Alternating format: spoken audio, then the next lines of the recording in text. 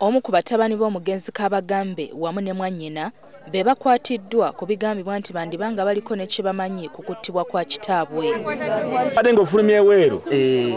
Wadde nga mutabani wa Kabagambe yeewozezzaako nti mu kiseera abatemu bwe battidde kitaawe yabadde afulumyeko wabweru kweyamba, bino abatuuze bagaanye okubikkiriza. Ku ssaawa 5 omwana yafulumye ebweru okufuuyisa.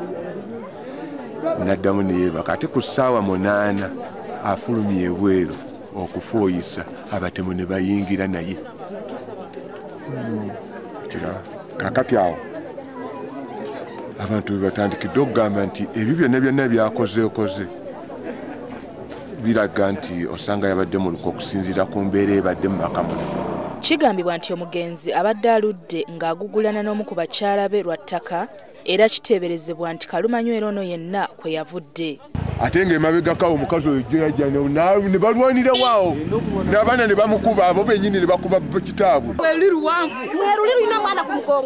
Abatuuze babuzeeko katono okutaagula muwala wa Kabagambe gwe balumiriza okubeera emabega w'okuttibwa kwa kitaawe.